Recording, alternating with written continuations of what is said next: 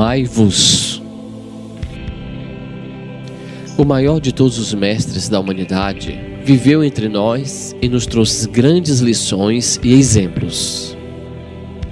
Ele disse: amarás a Deus acima de todas as coisas e amarás ao teu próximo como a ti mesmo. Todas as guerras, todas as discórdias, todo o mal da humanidade existe por não praticar esta lei. Amar é não olharmos para os defeitos do próximo, suas mazelas. É olharmos para os valores da alma. É agirmos com indulgência para com as faltas alheias, pois cometemos erros e necessitamos de perdão. Amar é perdoar as ofensas e não guardarmos mágoa em nosso coração, pois é um veneno para a alma. É sermos benevolentes, não retribuir o mal com o mal, mas fazer-lhes o bem, sem esperar recompensa. Amar é fazermos aos irmãos e aos inimigos aquilo que gostaríamos que também nos fosse feito. É seguir-lhes o exemplo de caridade ao próximo, curando, servindo, consolando, levando esperança. Quando Ele nos pede para amar, é que este é o sentimento mais sublime que nos aproxima de Deus.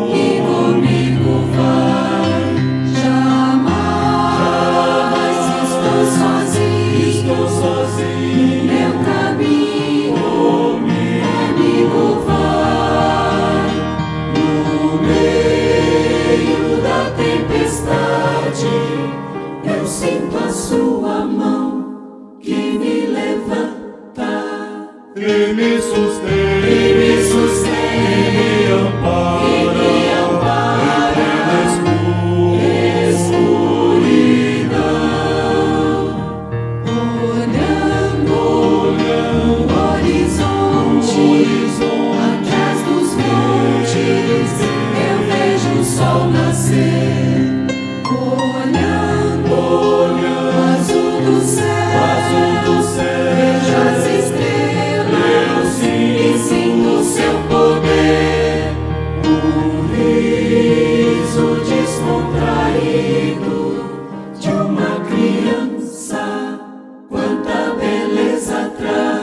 Por isso eu canto, enxugo o pranto, meu Deus de amor e paz. Vou pela vida cantar seu grande amor, anunciar a toda gente. Vou dizer que esse amor todos devem ter. Grande amor, sublime amor de Deus, amor de meu Deus. grande amor, sublime amor, sublime amor, o amor de Deus.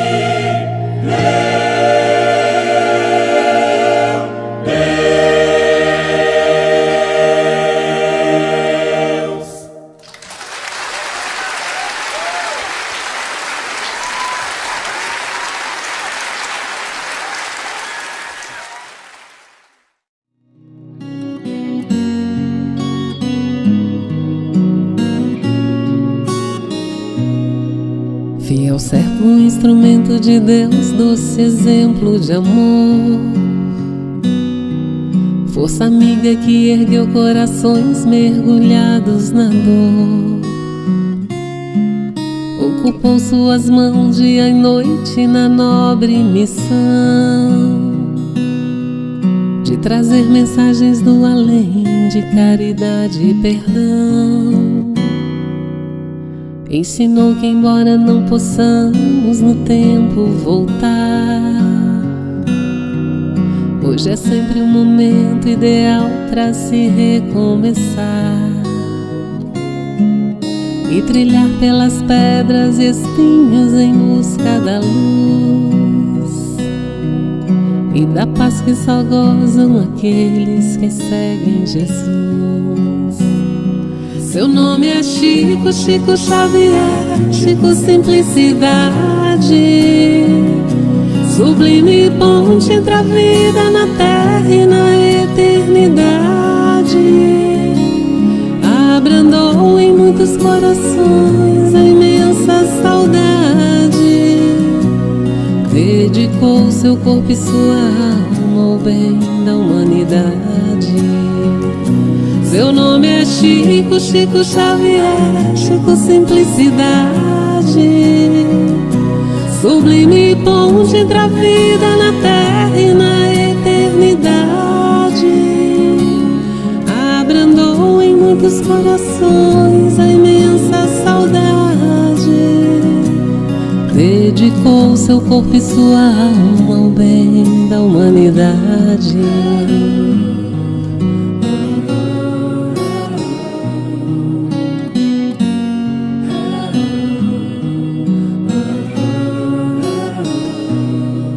Fiel servo, um instrumento de Deus, doce exemplo de amor.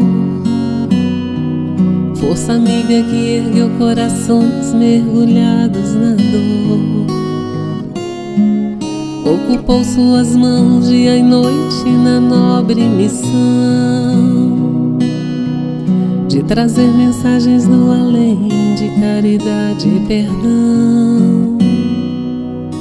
Ensinou que embora não possamos no tempo voltar, hoje é sempre um momento ideal para se recomeçar e trilhar pelas pedras e espinhos em busca da luz e da paz que só gozam aqueles que seguem Jesus. Seu nome é Chico, Chico Xavier, Chico Simplicidade, sublime ponte entre a vida na terra e na eternidade. Abrandou em muitos corações a imensa saudade, dedicou seu corpo e sua alma ao bem da humanidade. Seu nome é Chico, Chico Xavier, Chico Simplicidade,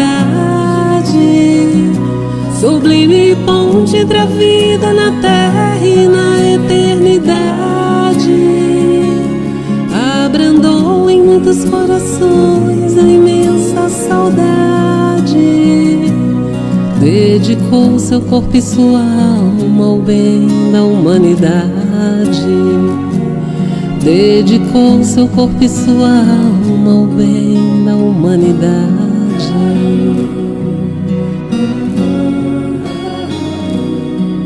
Fiel servo, um instrumento de Deus, doce exemplo de amor.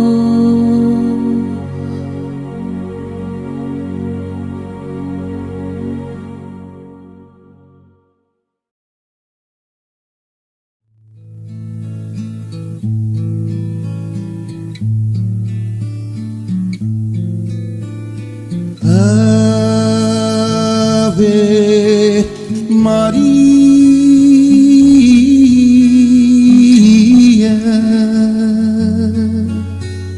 Mãe das estrelas, Mãe do céu,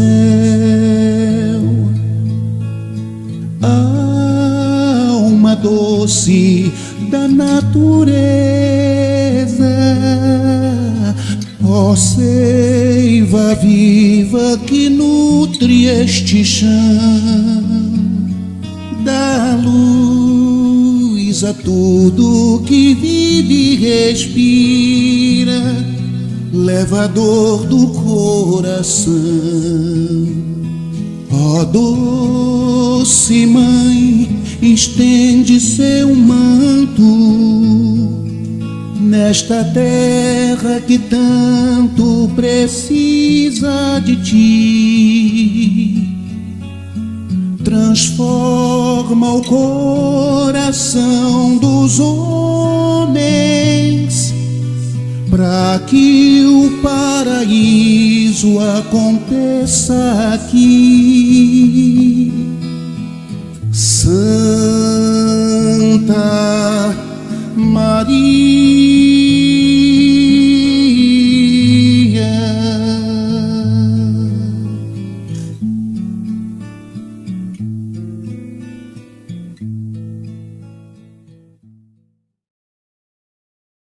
Pão Nosso, ditado pelo Espírito Emmanuel.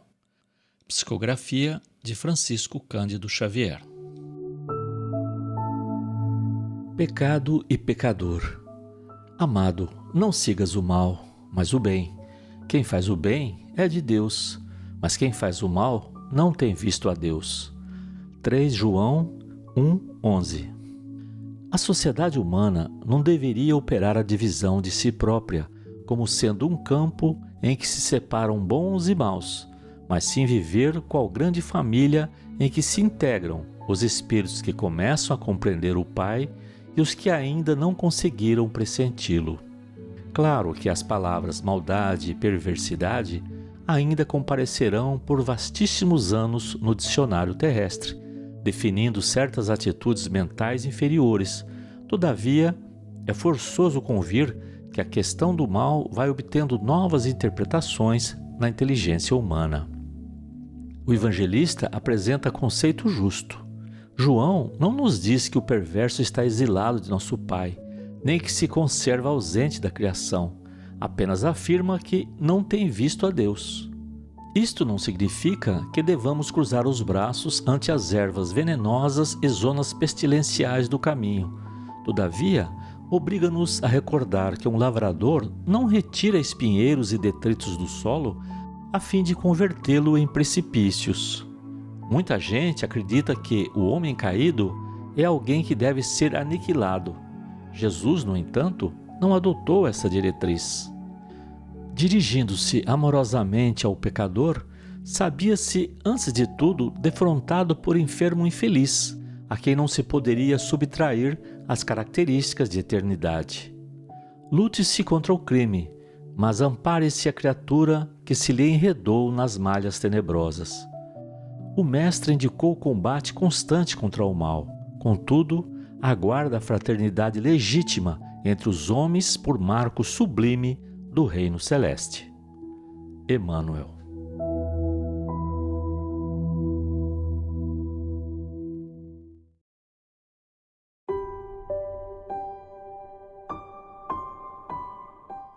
Pai amado, em tua infinita bondade deposito minha confiança, sabendo em ti está minha força.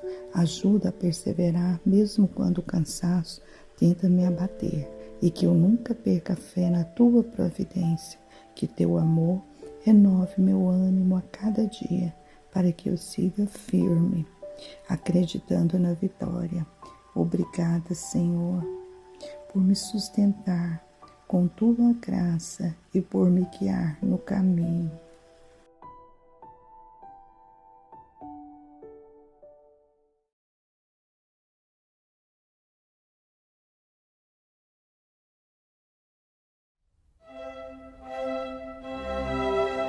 Estudando o Livro dos Espíritos com Allan Kardec.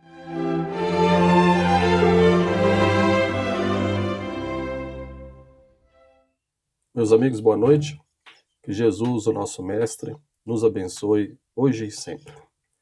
Nós vamos estudar essa noite a questão 228 do Livro dos Espíritos, na qual Allan Kardec faz a seguinte pergunta aos Espíritos. Conservam os espíritos algumas de suas paixões humanas? Ou seja, para além da morte, depois da desencarnação, os espíritos eles conservam, né, as paixões humanas? É o que Kardec está perguntando. Por exemplo, os desejos, né, que nós homens temos, desde os desejos carnais até os desejos de poder, desejo de conquista, desejo de afeto, são paixões humanas, né? As paixões da alma humana, vamos colocar assim. A gente conserva isso depois que desencarna, depois da nossa morte física, é o que Kardec está questionando aos espíritos. E eles vão responder: com o invólucro material, os espíritos elevados deixam as paixões más e só guardam a do bem. Quanto aos espíritos inferiores, esses as conservam, as paixões inferiores, pois, do contrário, pertenceriam à primeira ordem, ou seja, a ordem dos espíritos elevados, dos espíritos puros. Para a gente aprofundar um pouquinho mais essa questão, a gente precisa relembrar que a matéria, corpo material, a gente chama a matéria no sentido do corpo físico, corpo material, ela exerce influência sobre todos os espíritos. Os espíritos elevados, os espíritos medianos, os espíritos ainda atrasados, vamos colocar dessa forma, ou seja, todos os espíritos são influenciados pela matéria, qualquer que seja o grau evolutivo do espírito. Por exemplo, no Evangelho de Mateus, cita 2 ocasiões que Jesus teve fome. Ou seja, fome é uma influência da matéria, né, sobre o espírito. Lá em Mateus, no princípio do Evangelho, quando Jesus vai para o deserto, né, fala que Jesus, depois de 40 dias no deserto, teve fome. Está citado no Evangelho.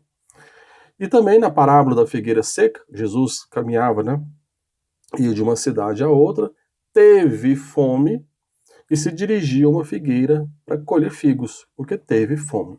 Então, fala assim, do próprio Cristo. Jesus também, em algumas passagens, ele come ali com os evangelhos. Estou citando a comida como um exemplo, né, que nós, todos nós, espíritos, dependente da nossa condição evolutiva, nós estamos sujeitos às leis da matéria. Todos nós. Há um outro exemplo também, no livro Renúncia, né, quando Alcione, um espírito elevadíssimo, já vivia numa constelação de Sírios, né, a constelação na qual pertence a estrela Sírios, e ela, desejosa de voltar ao planeta Terra para auxiliar seus entes queridos que ainda estavam aqui na Terra, um livro Renúncia, do Chico, um livro belíssimo, né, que narra a história de Alcione. E logo no começo do livro, então, ela vai se dirigir àquele que seria o seu orientador, lá nesse local onde ela vivia, que já não era nem mais o planeta Terra, como eu disse, ela vivia numa constelação da qual pertence a estrela Sírios, um local elevadíssimo. E ela chega para o seu orientador e fala: olha, eu queria permissão do senhor para poder, se Jesus permitir, eu voltar à Terra, para eu poder auxiliar ali os meus queridos que estão lá na Terra ainda. Eles travam um diálogo, ele fala para ela os alertas, né, que dali do mundo espiritual mesmo ela poderia ajudá-los, né, e ela: não, mas eu também estou com muita saudade, assim, eu estou aqui, mas chega até mim, né, os clamores deles, né, então eu queria abraçar novamente a minha mãe. Então ela cita essa relação, né, essa relação de afeto que ela tem com essas pessoas, esses espíritos ainda necessitados, né, que estavam aqui na Terra. E numa parte desse diálogo, né, ele alertando ela justamente isso, que, olha, se você voltar a reencarnar, você vai estar sujeita às leis do planeta como qualquer pessoa. Você já é um espírito que evoluiu muito, né? Você já é um espírito que já cresceu bastante. mas que se retornar ao planeta não vai estar sujeita, né, às leis da carne, às leis do planeta.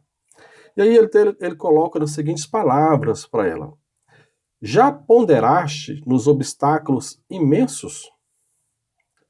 Lembra que o próprio Jesus, penetrando na região terrestre, foi compelido a se aniquilar em sacrifícios pungentes.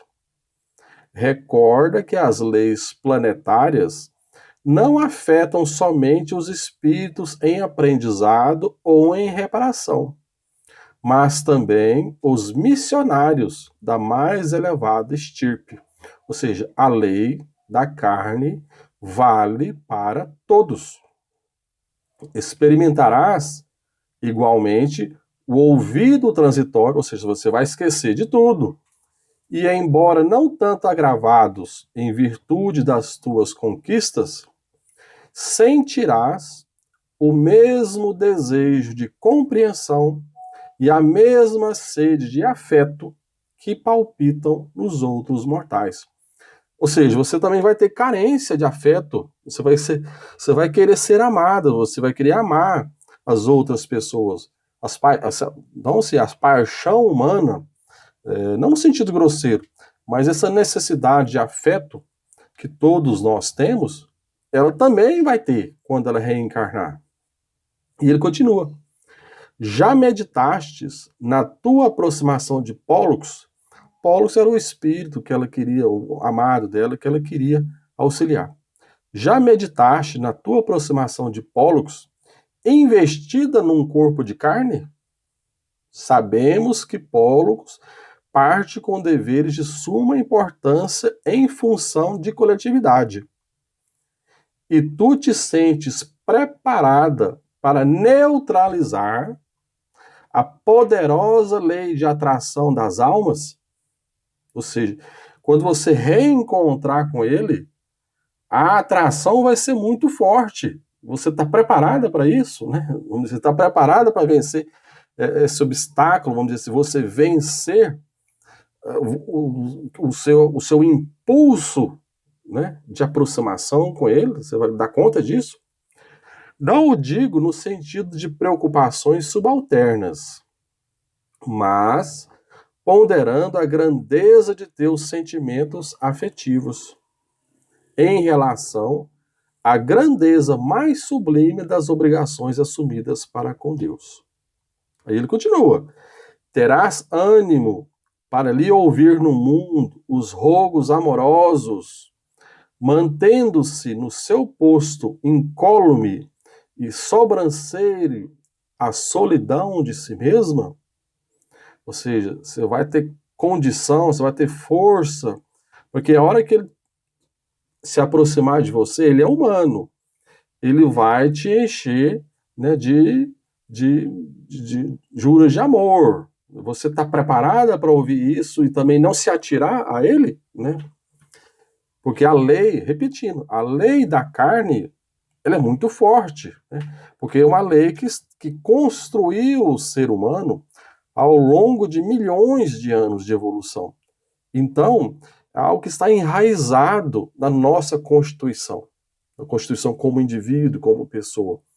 Os nossos ímpetos de reprodução, de conservação da própria vida, no sentido de que para me preservar da minha existência, de sobrevivência, se alguém me agredir, eu vou ou fugir ou eu vou revidar. É o instinto animal de sobrevivência. Todos carregamos isso, né? Todos nós carregamos essa parte animal dentro de nós. Isso não é ruim. Apenas precisa ser bem dirigido. Isso que o orientador da Alcione está alertando ela. Olha, essa força é muito poderosa. Você já é um espírito elevado, você conta com essa elevação a seu favor. Mas, repetindo, ou seja, ele está alertando ela, né? Olha, eu estou te alertando. É muito forte. Você tem certeza que você dá conta? Sem dúvida, ele continua, a lei terrestre te encherá de desejos e te induzirá a considerar a possibilidade de proporcionar-lhe filhos afetuosos em obediência aos seus princípios naturais.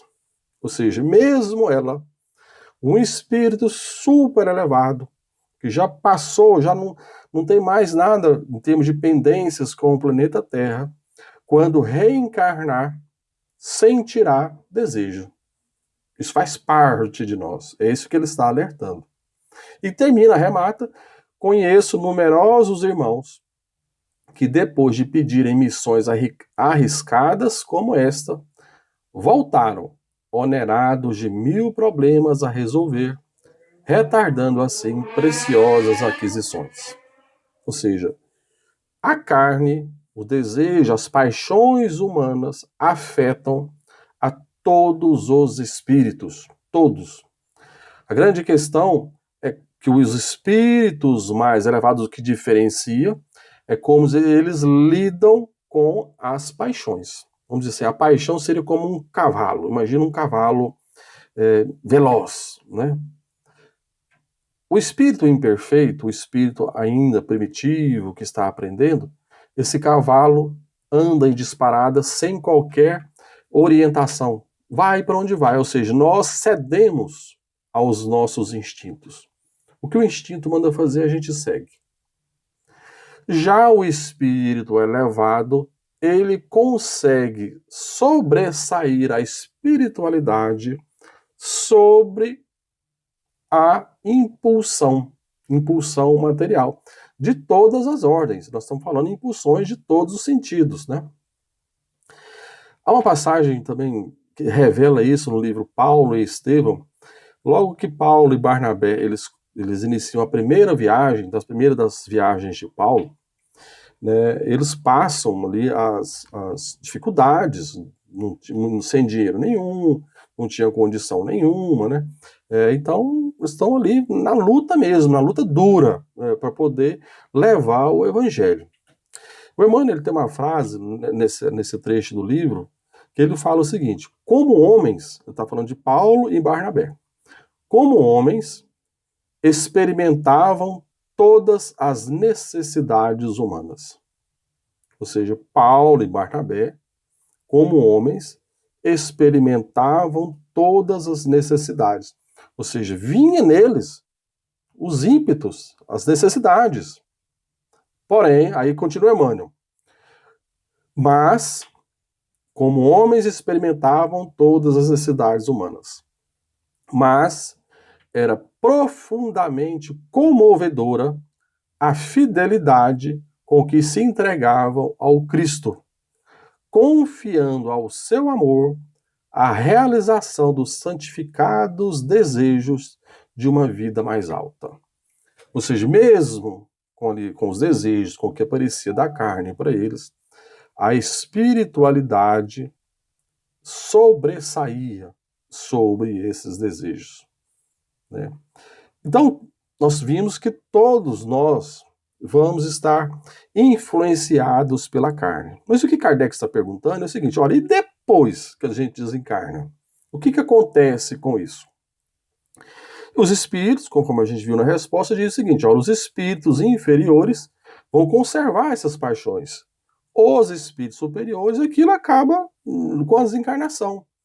E a gente vê isso muito claramente, principalmente na bibliografia de André Luiz, quando ele fala, por exemplo, que cita vários casos, por exemplo, missionários da luz.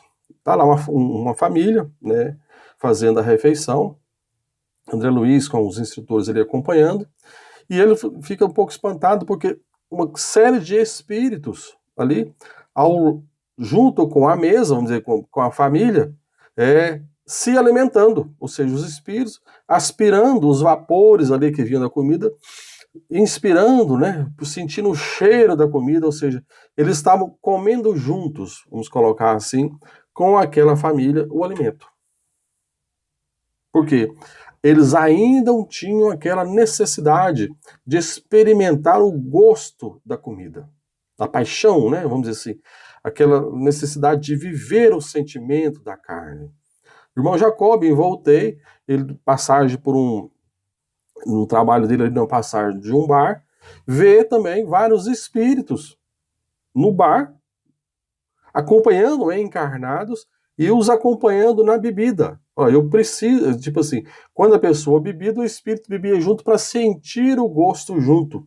Então a pessoa funcionava como uma espécie de, entre aspas, uma espécie de médium, né?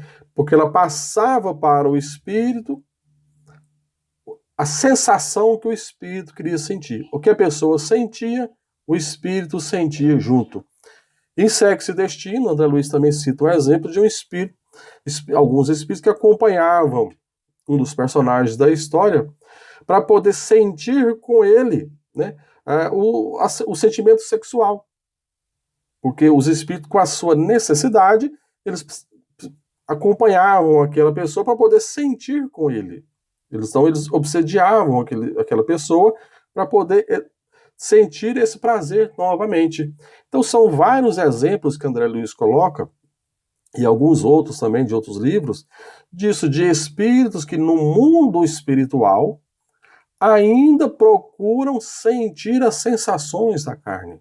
Porque ainda são espíritos inferiores, né, que não têm essa compreensão. Ou seja, o desejo carnal ainda é muito forte nessa qualidade, vamos dizer assim, de espíritos. Isso faz parte de todos nós. Ou seja, a carne exerce em todos nós uma influência muito forte.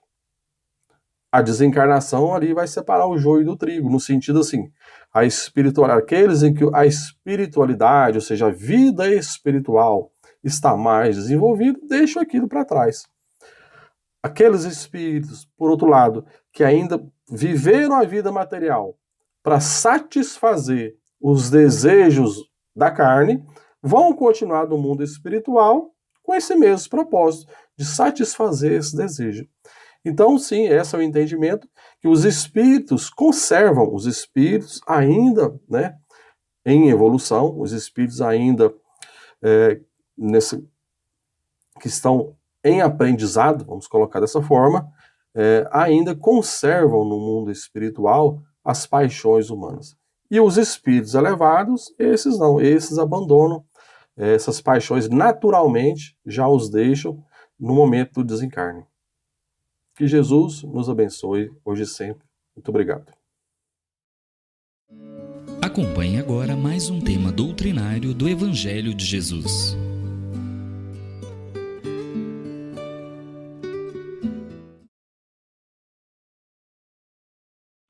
Olá a todos, eu sou a Daniela Arantes. É com imenso prazer que nos reunimos aqui no canal do Grupo Espírita Irmão Aniceto para darmos continuidade ao estudo do Evangelho segundo o Espiritismo.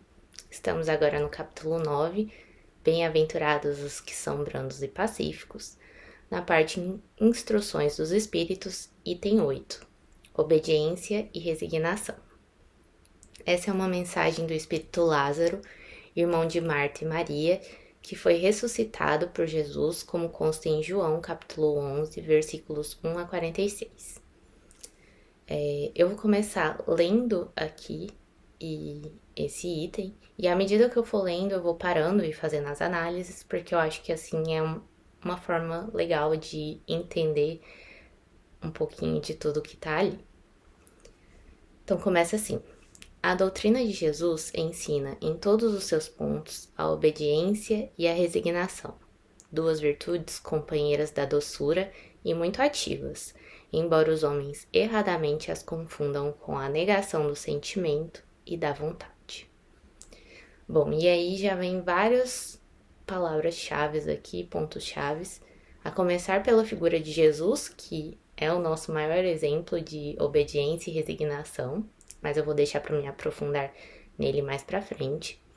Traz também que são virtudes companheiras da doçura, que foi o primeiro item dessa parte das instruções dos espíritos, a afabilidade e a doçura.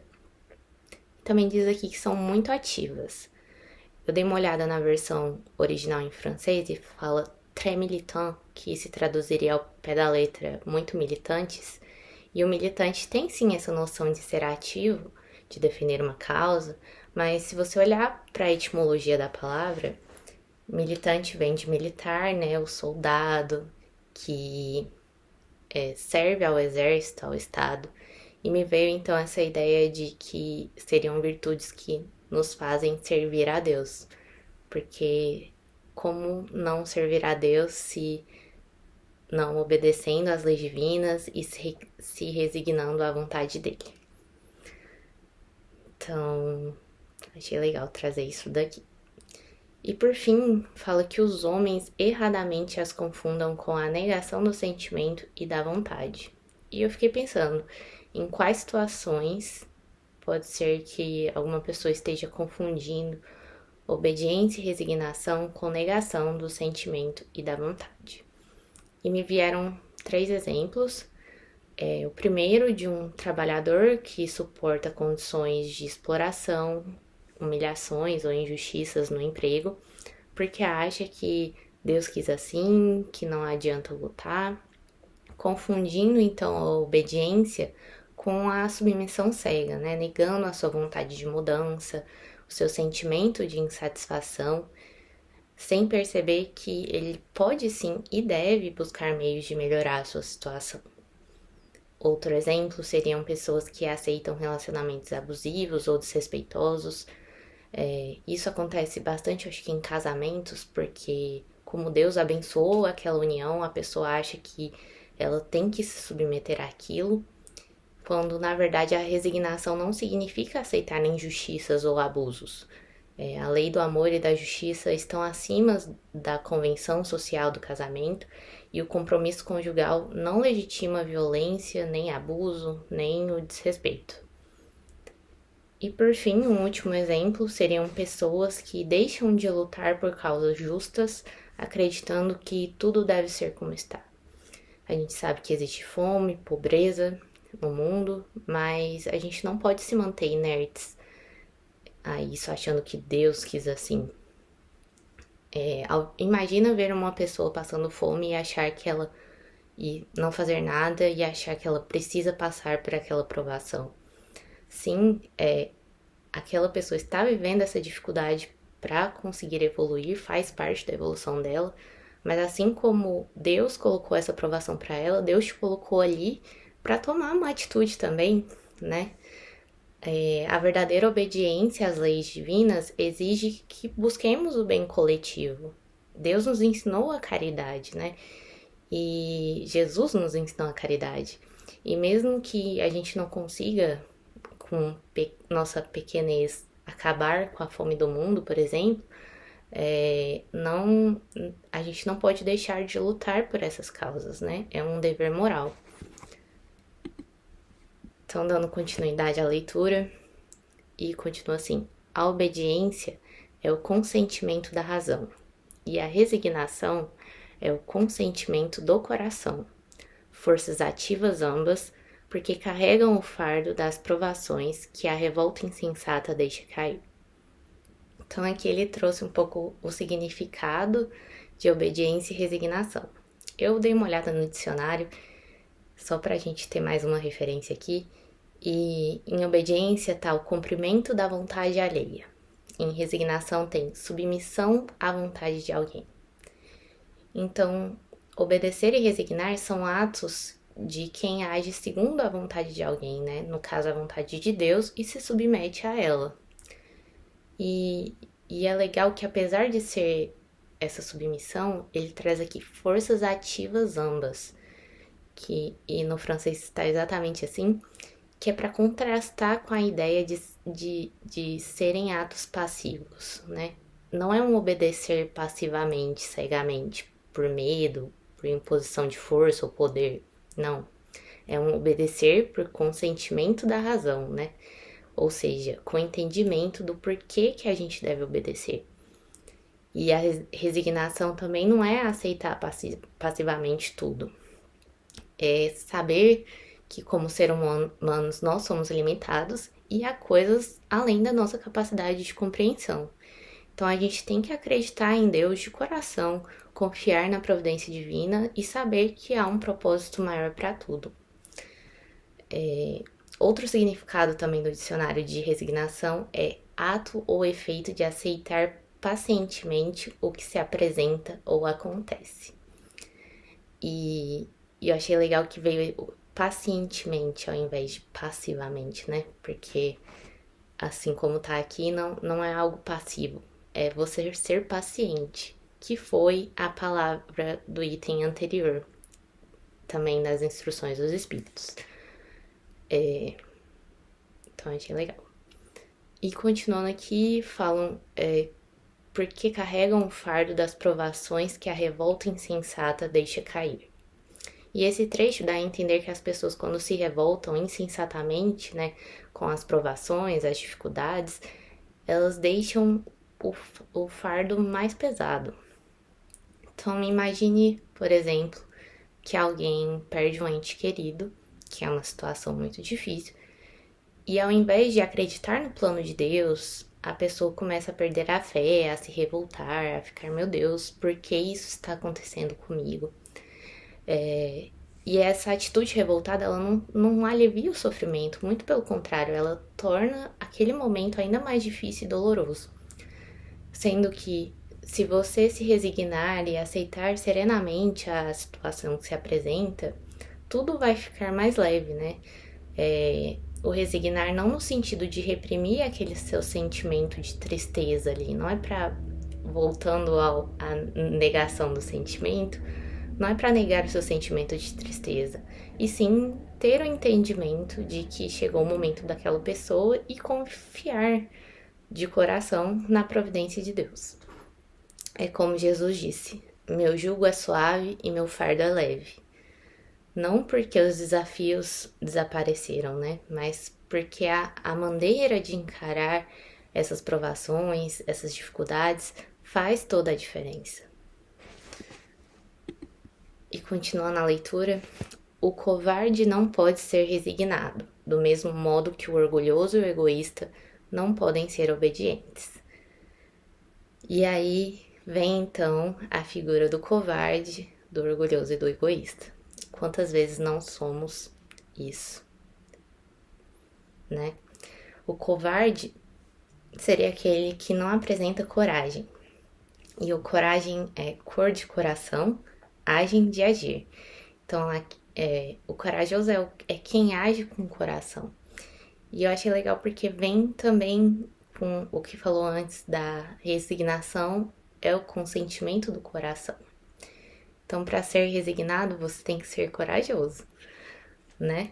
O resignado, ele aceita o que ele não pode mudar, mas ele enfrenta com a dor, né? Com coragem, com bravura e fé, sem se revoltar ou se desesperar. Ele confia na providência divina, mesmo com o coração aflito. Enquanto que o covarde não, né? O covarde foge das dificuldades, ele não enfrenta os desafios e se esconde, né? E então a resignação, ela é essa combinação da coragem moral com a aceitação serena e, porém, ativa, né, da situação que se apresenta ali para você evoluir, né? E a questão do orgulhoso e do egoísta não serem obedientes, como a gente também viu anteriormente, a obediência é o consentimento da razão, então é uma submissão consciente às leis de Deus. E o orgulhoso, por ter vaidade exagerada, se colocar num pedestal, ele não consegue conscientemente, né, aceitar uma autoridade superior, ele não se aceita se submeter. E o egoísta também, ele só pensa em si próprio. Claro que ele pode seguir ali uma norma enquanto aquilo lhe convir, mas ele não está disposto a se sacrificar pelo bem coletivo. Ele não obedece às leis de amor, da justiça, da caridade, porque ele prioriza o eu e não o nós.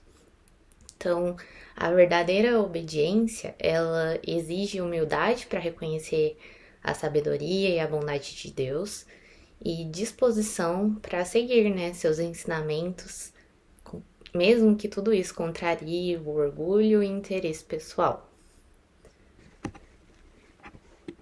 Bom, continuando a leitura, então ele volta agora para Jesus. Jesus foi a encarnação dessas virtudes que a antiguidade material desprezava. ele veio no momento em que a sociedade romana perecia nos desfalecimentos da corrupção. Veio fazer que, no seio da humanidade deprimida, brilhassem os triunfos do sacrifício e da renúncia carnal. Legal, né? Então, Jesus veio ao mundo num tempo de grande materialismo e decadência moral, não para reforçar os valores terrenos que já existiam ali, né? Mas sim para apresentar esses novos valores, os valores eternos do espírito de obediência a Deus, de resignação às provações. E ele foi o exemplo vivo dessas virtudes, contrariando os padrões da época, uma vez que naquela época, né, principalmente no mundo greco-romano, se valorizava muito a força, o poder, a glória, o orgulho, a conquista material. E as virtudes como humildade, mansidão, obediência à vontade divina, aceitação, sem revolta das dores, isso tudo era visto como fraquezas. E Jesus encarnou justamente essas virtudes que eram desprezadas. E esse trecho também contextualiza historicamente, no tempo de Jesus, que o Império Romano, apesar de ser uma civilização avançada materialmente, espiritualmente estava em crise profunda, cheia de corrupção política, desigualdades sociais, abuso de poder, violência, escravidão. E Jesus surge como uma luz em meio a essa escuridão moral, trazendo os valores espirituais novos, né? Um convite à regeneração da humanidade. E, por fim, fala que ele veio fazer brilhar os triunfos do sacrifício e da renúncia carnal. Então, os triunfos do sacrifício, triunfos porque Jesus venceu não pela força das armas ou da política, mas sim pelo sacrifício, né, voluntário lá na cruz, pela doação de si mesmo em favor da humanidade. E renúncia carnal porque ele não buscou riquezas, status social, ele renunciou aos gozos materiais para cumprir a sua missão espiritual, mostrando então que a verdadeira vida é a espiritual. Então, a existência de Jesus, né, durante toda a sua existência foi um ato de obediência consciente e amorosa ao plano divino, mesmo que isso tenha implicado para ele incompreensão, perseguição, sofrimento. Ele disse: meu alimento é fazer a vontade dele. Jesus disse: meu alimento é fazer a vontade daquele que me enviou e concluir a sua obra. Então, fazer a vontade daquele que me enviou. Fazer a vontade de Deus. Também, pouco antes de ser preso, Jesus ora profundamente e diz: Pai, se queres, afasta de mim este cálice. Contudo, não seja feita a minha vontade, mas a tua. Novamente, se entregando com plena obediência e resignação à vontade divina, né? Apesar das dores e do sofrimento. Bom, continuando a leitura então, cada época é marcada assim com o cunho da virtude ou do vício que a tem de salvar ou perder. A virtude da vossa geração é a atividade intelectual. Seu vício é a indiferença moral. Digo apenas atividade porque o gênio se eleva de repente e descobre, por si só, horizontes que a multidão somente mais tarde verá, enquanto a atividade é a reunião dos esforços de todos para garantir um fim menos brilhante, mas que prova a elevação intelectual de uma época. Bom, então aqui o Lázaro nos mostra que toda era histórica carrega uma virtude predominante que vai impulsionar a sociedade para o progresso e um vício predominante que pode levar a sociedade à estagnação e atrasar o progresso. Ou seja, o mundo ele caminha por ciclos de virtudes e vícios coletivos que moldam o destino da sociedade. Então, se a gente pensar, por exemplo, na Idade Média, podemos identificar como virtude a fé e como vício o fanatismo religioso. Esse é um exemplo. Mas Lázaro aqui veio falar então da nossa geração. E como essa mensagem é de 1863, então ele está se referindo, na verdade, à geração do século XIX, que foi da época da codificação espírita, mas que ainda assim faz sentido para os dias de hoje, para a geração atual. E aí ele diz que a virtude dessa geração é a atividade intelectual, o desenvolvimento então da ciência, da razão, da filosofia, a busca pelo conhecimento. E depois ele até explica o uso do termo atividade por ser algo coletivo, porque o gênio, apesar de fazer descobertas importantes, ele é um ponto isolado, ele não é capaz de representar toda uma geração. Então o que ele está falando é da atividade intelectual coletiva, de toda aquela geração ali tentar buscar o conhecimento, né? E acho que até hoje a gente tem se desenvolvido bastante, né, intelectualmente. Mas ele diz que o vício é a indiferença moral. Ou seja, apesar de todo esse progresso intelectual, a gente ainda se distancia de questões éticas, espirituais, morais. E aí mostra um desequilíbrio, que a gente está crescendo muito intelectualmente, sem ter esse mesmo crescimento no âmbito moral. E porque a inteligência ela não vem acompanhada necessariamente de bondade ou fraternidade. Então, e de fato hoje a gente vê enormes avanços, né, na tecnologia, com inteligência artificial, mas também vemos uma grande desigualdade ainda, guerras, exploração, falta de empatia. Então a gente ainda tem muito que trabalhar no âmbito moral. Dando continuidade à leitura, ele colocou assim: submetei-vos à impulsão que vimos dar aos vossos espíritos. Obedecei à grande lei do progresso, que é a palavra da vossa geração. Ai do espírito preguiçoso, ai daquele que cerra o seu entendimento, ai dele. Porquanto nós que somos os guias da humanidade em marcha, o chicotearemos e forçaremos a sua vontade rebelde com o duplo esforço do freio e da espora. Toda resistência orgulhosa terá de cedo ou tarde ser vencida.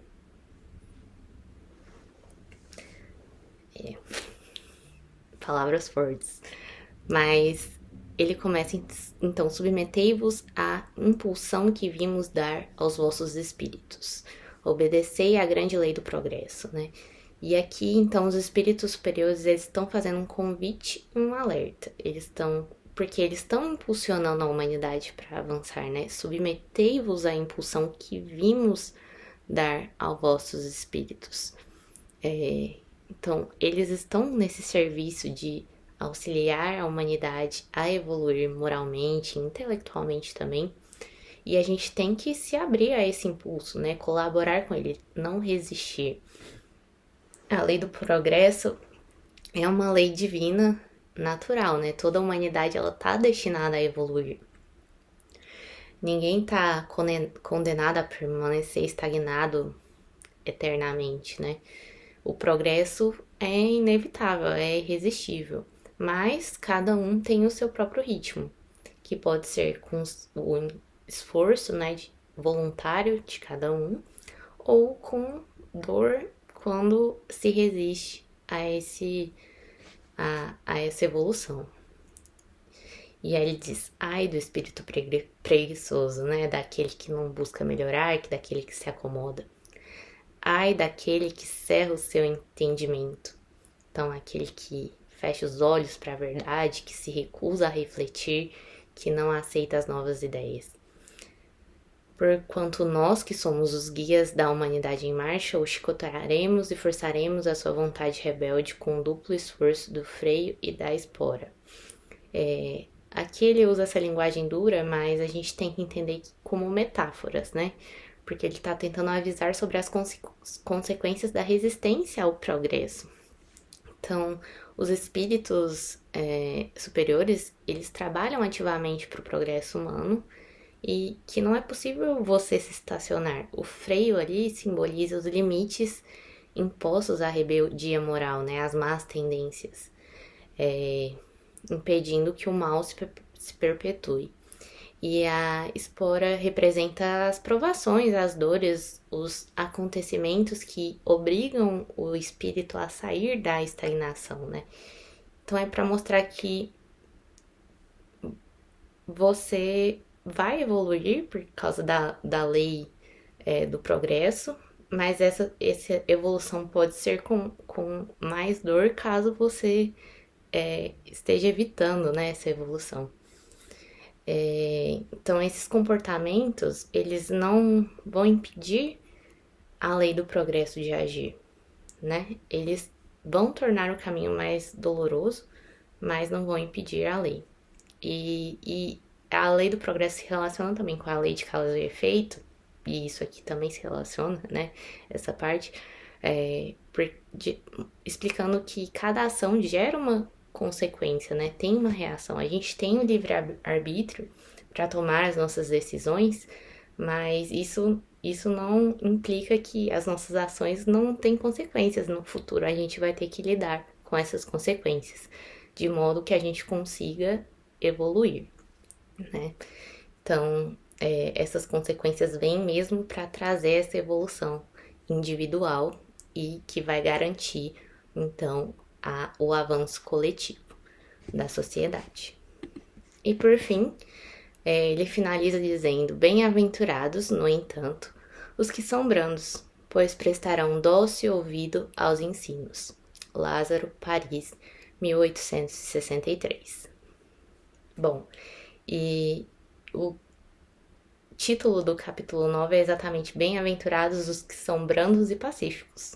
E aqui Lázaro está dizendo, né, que as pessoas brandas, abertas de coração, são bem-aventuradas porque estão dispostas a aprender, a acolher, a ouvir os ensinamentos divinos com humildade, com sensibilidade, porque não são orgulhosos nem egoístas e por isso não resistem à verdade. E então fica a mensagem final de que devemos escutar com o coração, com vontade de melhorar e evoluir, aceitando correções e orientações sem se revoltar, sendo, assim como Jesus, obedientes e resignados ao plano de Deus. Muito obrigada.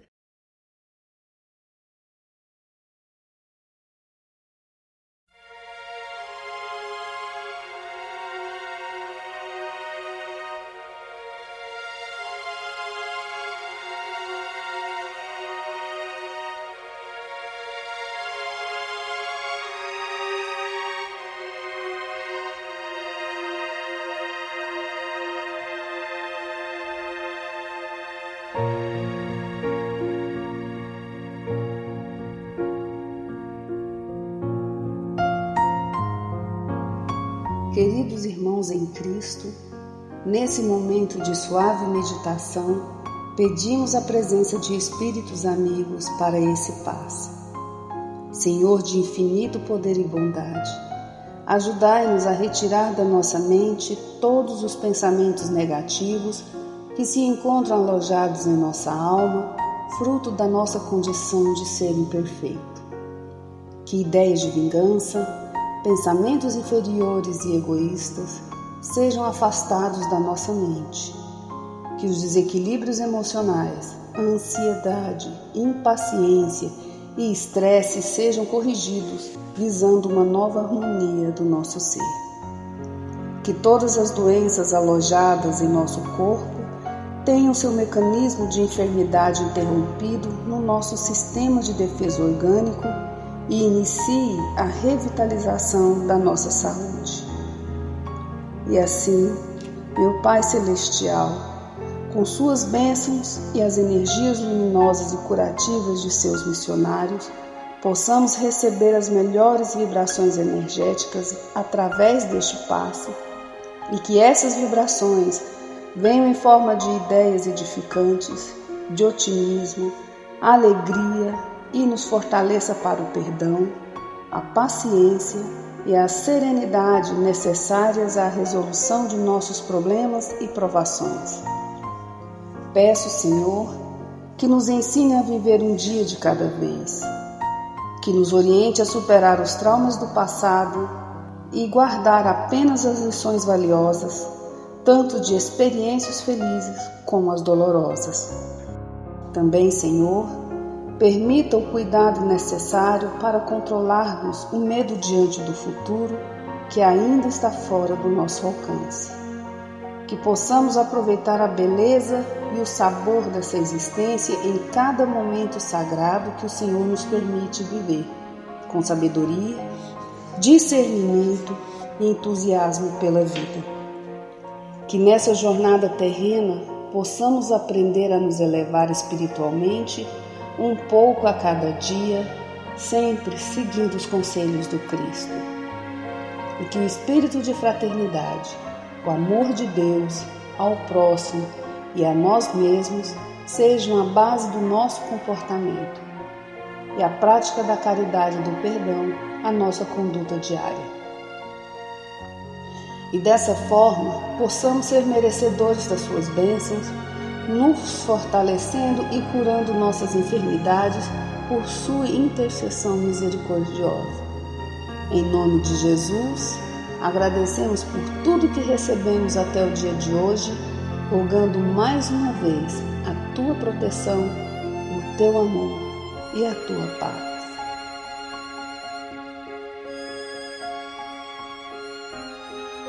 E continuando nessa vibração de amor, nós agradecemos aos bons espíritos que se dignaram de comunicar-se conosco e lhes rogamos que nos ajude a pôr em prática as instruções que nos deram e façam que ao sair daqui, cada um de nós se sinta fortalecido para a prática do bem e do amor ao próximo. Também desejamos que as suas instruções aproveitem aos espíritos sofredores, ignorantes ou viciosos, que tenham participado da nossa reunião e para os quais imploramos a misericórdia de Deus. Que assim seja.